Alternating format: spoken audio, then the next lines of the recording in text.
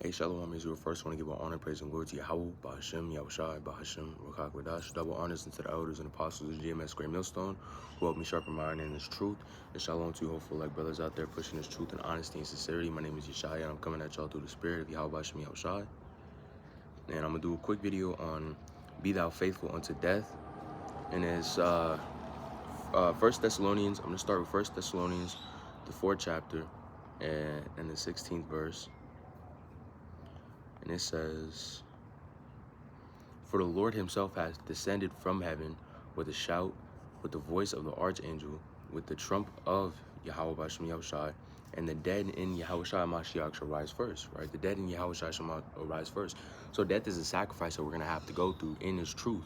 Right? And those who have died for Yahawah Bahasham Yahawashi, they shall rise first. Right? And they're going to be changed in the twinkling of an eye. At the end of the day, right? Just think about the apostles. They were put to death over 2,000 years ago, right?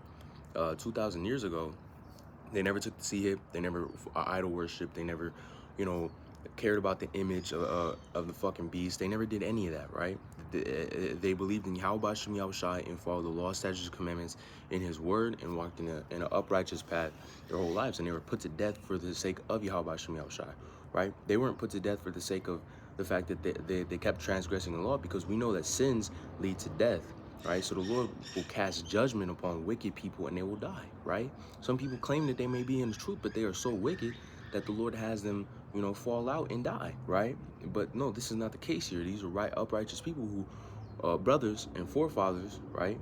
People who we take an example of, who have died for the sake of Yahweh Bahasham Yahawashi in his word, right? So let me go over to Revelation 2 and 10, right? Revelation 2 and 10, and it says, "Fear none of those things which thou shalt suffer. Behold, the devil shall cast some of you into prison." This prison is the FEMA camps, right? In these end times, we're going to be put in these FEMA camps, and in these FEMA camps, they're going to do all kinds of bullshit to us. They're going to have us working, slaving away, and then, of course, you're going to have death. You're going to have no food, no water, no fucking nothing. You're going to have everything wicked that you would think of is going to happen in these FEMA camps, right? Because fucking Esau Edom is trying to flex their fucking bicep for the last time, right? "And behold, the devil shall cast some of you into prison, that ye may be tried." The Lord is going to try you. That he's gonna sift out. This is the last sifting period, right? This is when he separates who's who, right? And ultimately, the Lord knows who's who, but that you're gonna visually see who's who, right? You're probably gonna be in a FEMA camp, and then you got a brother who's like, "Yeah, we fighting for this," and then they say, "All right, take this chip, you can go free. Take the C hip, you can go free." Right? Take the C hip, you can go free. You can do whatever you want on the outside, right? Or you could even join our side. You could betray them, and you could start working with us in this FEMA camp. Things like that. And that's how you know who's actually elect, because the elect will refuse that. That's the spirit that we're in. We're gonna refuse that. Lord willing, I'm part of the elect, but that's why we call ourselves the hopefully elect. Right? Because we haven't even got to the Jacob's trouble period. As Jacob's trouble says, it's going to be like a time like no other. It'll be a worse time. It'll be crazier than you've ever thought something would be, right? There's going to be bodies dead everywhere, almost like dung in the streets, as the scriptures say, right? And you shall have tribulation 10 days, metaphorically.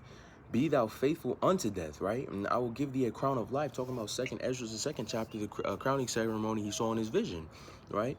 And if you want to receive that crown from Yahawashi Mashiach, that crown personalized for you, from the Lord himself, like, this is something that we have to go through, right? "Be thou faithful unto death," right? Just like the scripture says, "Be thou faithful unto death," right?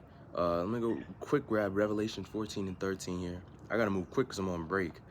Revelation 14 and 13, and it says, "And I heard a voice from heaven saying unto me, Right blessed are the dead which die in the Lord, Yahweh Bahasham Yahawashi, for henceforth ye have the same spirit, raka, quadash, that ye may rest for their labors, and their works do follow them," right? Those who have died for the Lord, their works do follow them. The Lord does not forget that. The Lord does not forget anything, right? Only thing the Lord can't do is lie, right? But the Lord cannot forget. He didn't forget the work. So if you die right now spiritually, almost like the elder high priest of GMS, right? I believe his name is Arya. His works aren't forgetting because of the spirit being put upon him from Yahweh Bahasham Yahawashi. Beginning with Apostle Tahar on down. Now, a mass awakening of the true truth, right? sound doctrine has been opened up to the minds of the hopeful elect, right? And that's a matter of fact. The Lord does not forget about that. Let's go over to Revelations 20:4, and it says, I saw thrones, and they sat upon them, and judgment was given unto them, and I saw the souls of them which were beheaded for the witness of Yahawah bahasham yahawashi, and for the word of Yahawah bahasham yahawashi, right? Yahawah ultimately. And it says the witness of Yahawah bahasham yahawashi, those who have believed in Yahawah bahasham yahawashi, those who those who see the good in him, so those who follow, right, and are faithful to him, right, because that's our power. And the word of Yahawah, your word of Yahawah is given to yahawashi and given to us, and we follow that. Part of the word is spreading the word, right? Part of the word is teaching. Part of the word is going to the highways and byways, and they see that, right? They see that. I'm sure they have some of the elders and apostles, for sure, the apostles. They got them on some type of list, right? They got them some type of list. They know who they are.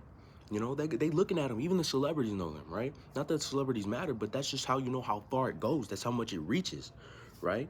So they know who they are, and they know who those people are going to be, right? And which I had worshipped the beast. The beast is Big E, Esau, Edom, as we know, right? And neither his image, that image referring to First Maccabees, the 8th chapter, how the America is now is like the rebirth of Rome, right? The Roman Empire. Neither his image, and neither had received a mark upon their forehead or in their hands, and they lived and reigned with Yahawah bahasham yahawashi 1,000 years. So the elect are going to refuse that C-hip, and we know that if you refuse the C-hip, you might be subject to death at the end of the day, right?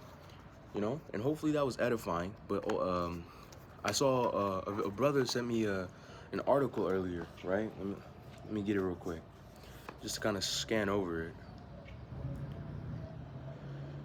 And this article, or actually no, it was an article. It was a video from one of the other brothers, and it's the title is President Putin allowing digital assets in foreign trade. So what does that mean, right? They talk about that FedNow system. They talk about centralized banking. They talk about implementing these things into the C-hip. This is the first development of the C-hip, right? This is the first development of the MOTB. And eventually, once they get everything in play and in set, Yahawah bahasham yahawashi is going to put spirit upon Esau, Edom, his whip, which he uses to chasten Jacob, right? To start rolling it out. And when he rolls it out, that's Jacob's trouble, and bam, bam, bam, bam. That's when the prophecies come, right? So hopefully this was edifying to y'all. I'm gonna put a link to this video right here. It's like a little warning because it's breaking news in the description. Hopefully y'all go see that.